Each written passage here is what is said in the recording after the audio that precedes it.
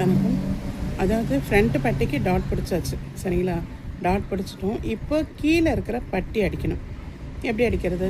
எல்லோரும் ஒன் சைடாக வச்சு ஃபுல்லாக பிசுறு வரா மாதிரி, அந்த பிசுறு எப்படி இருக்குன்னா ஃப்ரண்ட் பக்கம் இருக்கிற மாதிரி வச்சு அடிப்பாங்க. அதுக்கு மேலே ஒரு எஜ்ஜு தையல் போடுவாங்க. அப்போ என்ன ஆகுனா பிசுறு வெளியே தெரியும். ஓவர்லாக் மிஷின் இருக்கிறவங்க ஓவர்லாக் போட்டுருவாங்க. ஓவர்லாக் மிஷின் இருக்கா இல்லாதவங்க என்ன பண்ணுவாங்க? அப்போ உங்களுக்கான ஒரு சீக்ரெட் மெத்தட் சொல்லித்தரேன். ஓவர்லாக் இல்லாதவங்க எப்படி அந்த பிசுரை உள்பக்கமாக கவர் பண்ணி அடிக்கிறதுன்றத ஒரு வீடியோ மூலமாக காட்டுறேன். வீடியோக்குள்ள போகலாமா? இப்போது லைனிங்க்கு எனக்கு 2 பட்டி எடுத்திருக்கேன். ஏன்னா பெல்ட் பட்டி கொஞ்சம் திக்காக கொடுத்தோம்னா நல்லாயிருக்கும். ஏன்னா இது கச்சோலி தாங்கி சொல்லுவாங்க, அதாவது மார்பு தாங்கின்னு சொல்லுவாங்க இந்த பட்டி பேர். ஏன்னா இதுக்குள்ளே தான் நம்மளுடைய பஸ்டோட அளவு நிற்கும். ஸோ இந்த இடத்துக்குள்ளவே நம்மளோட ஷேப் நின்றுடணும். அதுக்கு மேலே இருக்கிறது இது இடுப்போட அளவில் வரும். அதனால் இது மார்பு தாங்கி பட்டின்னு சொல்லுவாங்க. அதனால் இப்போ இதுக்கு கொஞ்சம் திக்காக இருந்தால் நல்லாயிருக்கும். திக்காக இருக்கிறதுக்காக நான் 2 பட்டி எடுத்திருக்கேன். இந்த 2 பட்டியை இது ஃப்ரண்ட்டு சைடு டாட் போட்டிருக்கேன் இல்லையா, இது கொக்கி பட்டி ஐப்பட்டி வர சைடு. இந்த சைடு நான் லைட்டாக மேலே ஒரு நான்ச் போட்டிருக்கேன். தெரியுதா உங்களுக்கு? சின்னதாக ஒரு நான்ச்சு கட் பண்ணியிருக்கேன். எல்லோரும் அந்த கூரா ஷார்ப்னஸ் வரா மாதிரி வச்சுருப்பீங்க. அந்த மாதிரி இல்லாமல் கொஞ்சம் நான் லைட்டாக தட்டியிருக்கேன். எதுக்காக அப்படின்னா இந்த ஸ்ட்ரெயிட் இந்த பட்டியோட ஸ்ட்ரெயிட்டில், அதாவது நம்ம டாட் பிடிச்சிருக்கோம் இல்லையா, இந்த இடத்துல இப்படி ஸ்ட்ரெயிட்டாக வரணும். இந்த லென்த்தும் இந்த நல்லா பாருங்கள், இந்த ஸ்ட்ரெயிட்டும் இதில் நம்ம கட் பண்ணியிருக்கிறதும் இப்படி கரெக்டாக வச்சோம்னா நமக்கு இந்த ஷேப் கரெக்டாக வரும். சரிங்களா? இப்போது இது மேல் பீஸு. இது எங்கே வச்சுருக்கேன்னா இது 2த்தையுமே லைனிங் பக்கம் வச்சுருக்கேன். சரிங்களா? இது ப்ளவுஸோட மேல் பீஸு, டாப் பீஸு. இதுலேயும் லைட்டாக நான் கட் பண்ணியிருக்கேன். தெரியுதுங்களா? இதையும் அப்படியே இந்த சைடு வைக்கணும். சரிங்களா? இப்போது மேல் பீஸை வெளியவும் நல்லா பாருங்கள், மேல் பீஸை வெளிப்பக்கம் வச்சுருக்கேன். இது உள் பக்கமாக வச்சுருக்கேன். வச்சு கரெக்டாக இந்த இடத்துல ஸ்ட்ரெயிட் வரணும். Top piece 1, down piece lining piece 2, மொத்தம் அடியில் இருக்கிற பட்டி ப்ளவுஸ் பீஸு 1 மொத்தமாக சேர்த்து இப்போ வச்சு நம்ம தைக்கலாம்.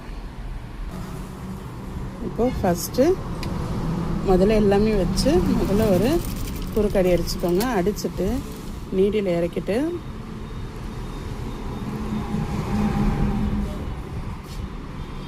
கரெக்டாக 4 பீஸ் ஒன்றா இருக்கான்னு பார்த்துட்டு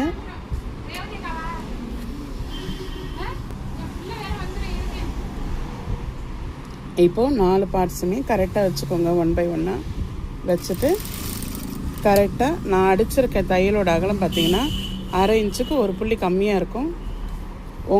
நான் அந்தளவுக்கு தான் தையல் விட்டுருக்கேன். உங்களுக்கு எவ்வளோ விட்டுருக்கீங்களோ அதுக்கேற்ற மாதிரி பண்ணுங்கள். கரெக்டாக இங்கே வரும்போது இந்த பட்டியை நல்லா உள்பக்கமாக மடிச்சிடணும்.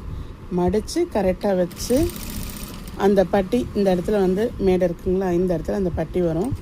ஊசி அங்கே நிறுத்திடுங்க. நிறுத்திட்டு அதுக்கப்புறமா லைட்டாக திருப்பிட்டு ஏன்னா அந்த இடத்துல கொஞ்சம் மடங்கும், துணிங்க இழுக்கிற மாதிரி இருக்கும். ஏன்னா அங்கே பெண்டு வரும். அதனால் திரும்பவும் வச்சு கொஞ்சம் கொஞ்சமாகவே நம்ம வச்சு அடிக்கலாம். சரிங்களா? ரொம்ப ஃபாஸ்ட்டாலாம் தைக்கணும்னு அவசியம் இல்லை. பொறுமையாக தைச்சிங்கனாலே ஆட்டோமேட்டிக்காக உங்களுக்கு ஃபாஸ்ட் வந்துடும். 4 பிசுரும் கரெக்டாக இருக்கணும். சரிங்களா? வச்சு அடித்து முடிச்சப்புறம் பாருங்கள், ஒரே ஈவனாக நம்ம தைக்கணும் எல்லாமே.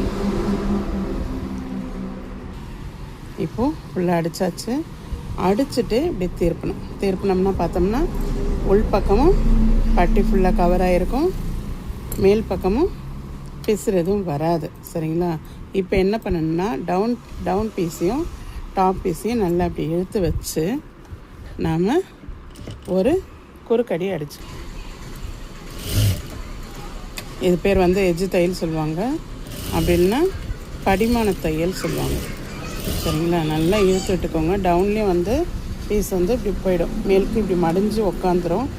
அந்த மாதிரி இல்லாத மாதிரி இப்போ கிட்ட வச்சு காட்டுறேன். இப்போ இந்த மாதிரி மடங்கிக்கும். அந்த மாதிரி மடங்காத மாதிரி நல்லா இழுத்து வச்சு மேலேயும் நல்லா இழுத்து வச்சு நம்ம ஒரு தையல் போட்டுக்கணும்.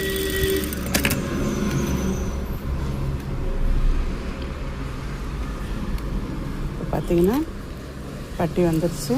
நமக்கு